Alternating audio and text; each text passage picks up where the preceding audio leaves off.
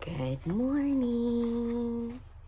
So, today we are going to read Birds of a Feather. It is a story about telling the truth, which I know you do all the time, right? Yes.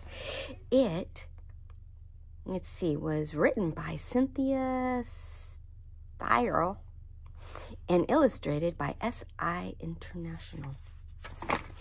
All right, here we go. Jasmine watched the merchant in the purple robe bow to her father, the Sultan. "Thank you for the gifts," the Sultan told the man. "I hope you enjoy your stay in Agrabah." "Ah, but your Majesty, we have but one more gift for you." The man stepped aside. Behind him was a large object covered with a purple cloth. See? Pretty purple. "Ah, I love surprises," the Sultan exclaimed, clapping his hands together. He pulled off the cloth to reveal a golden bird cage with a beautiful bird inside. The Sultan was astonished. "Why, this is a most wonderful gift," he said. "Yes," agreed Jasmine, looking into the bird's large black eyes. Jasmine felt as if the bird wanted to talk to her. The merchant smiled. "These birds are rare in my country, and few are ever captured."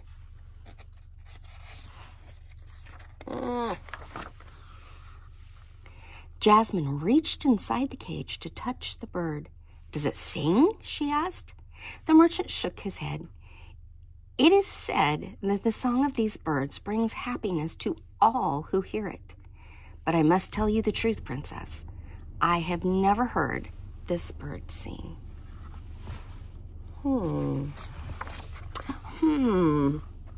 Soon the merchant left. The Sultan smiled at the bird. He loved his new pet. He murmured. "Perhaps if this bird likes living in the palace, it will sing for us." He looked at the bird. "We will give you nothing but the finest foods and care," the Sultan promised. Just then, Aladdin noticed Abu. "Have you been eating the Sultan's gifts, Abu?" Abu shook his head while hiding an orange behind his back. "No fibs," Aladdin reminded his friend. "I'm sorry Abu ate the fruit, Your Highness," he added, apologizing to the Sultan.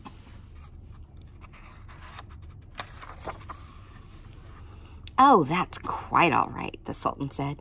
"But I do think your friend needs a bath." A bath? Abu didn't like that idea. He tried escaping by jumping on the Sultan's head, but the magic carpet caught him. "Abu," the Sultan said, wiping fruit juice from his face. Then he laughed. Now we both need a bath." See, look at that mess. Jasmine watched everyone leave. She turned back to the beautiful bird. "It's the strangest thing," she said to the bird. "I feel as if you want to say something." She paused, wishing the bird could answer, but it was silent. I hope Father is right," Jasmine told the bird. "I hope you like living in the palace with us." Then the princess left, leaving the bird alone. Days passed. The Sultan was true to his word and tried to make the bird happy. The bird was given the finest food. The best musicians gave a concert for the bird. The Sultan even took the bird to the camel races. See?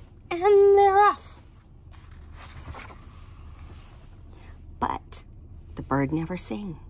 Worse, its beautiful tail feathers started to fall out. See? "I wonder if this bird is sick," the worried Sultan said one day. "Perhaps the air is too warm." Jasmine shook her head. "I don't think that's it." Aladdin frowned. "I wonder if there's a book that would tell us more about this bird." "Wonderful idea, my boy," exclaimed the Sultan. "Let's go to the palace library.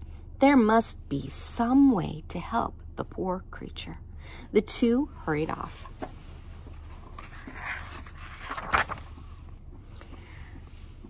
Jasmine stood quietly and looked at the bird. Suddenly, she knew what was wrong. Just as she had once felt trapped behind the palace walls, the bird felt trapped in its cage. "You need to be afraid, don't you?" Jasmine said to the bird. She opened the door of the cage. "I hope you can be happy at last." For the first time, the bird's eyes sparkled. Then it quickly flew out of the cage.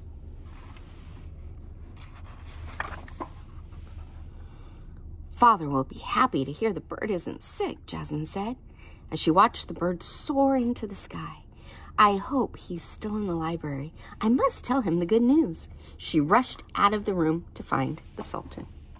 She had no sooner left the room when Abu wandered in. The playful monkey spied the open cage door and began to swing on it. Just then Aladdin and the Sultan returned. "Oh no!" cried the Sultan. "Abu has let my bird escape." The little monkey's chattering echoed through the halls. "What's wrong?" cried Jasmine, running up to them. "Father, I've been looking for you. Not now, my dear," said the Sultan. "Now, Abu, I'm sure you didn't mean to let my bird out. If a person had done this, of course, I'd be furious." The Sultan sighed. "Please try to be more careful in the future."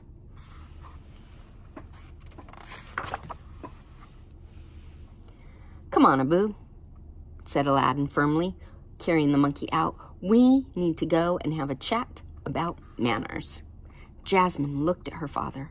Abu wasn't really in trouble, but if she had told her father the truth, Jasmine knew she might be. "What would you do?" Would you tell the truth? Let's see what she does. What could a princess do? Oh my!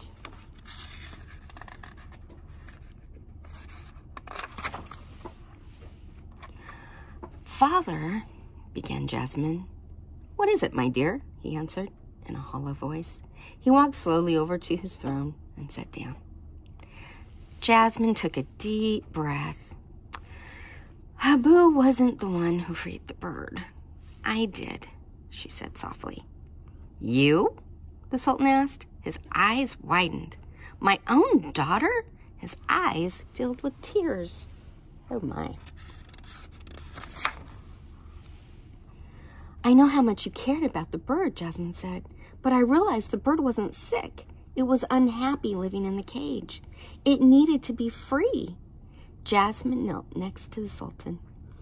"I know that you are angry with me. I'm sorry." The Sultan was quiet for a few minutes.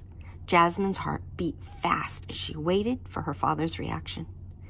Finally, the Sultan walked over and stroked Jasmine's head. "Ah, my child, I am not angry with you. I am proud of you."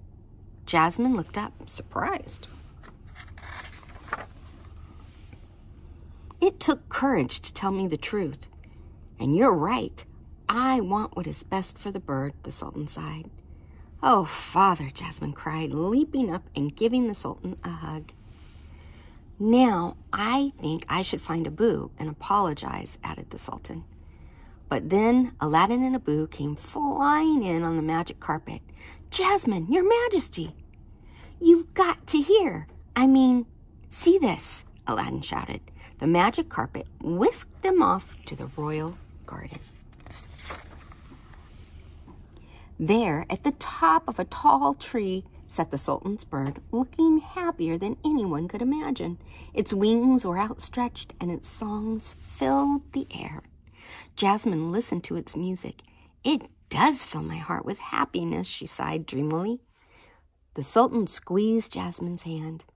"Then it seems you both have the same talent," he said proudly. The end. So, what do we learn here? It's always best to tell the truth. Yes, we shouldn't lie, even if we think we're going to get in trouble. It is best and most courageous to tell the truth. Okay? I love you. Mwah! Have a good day.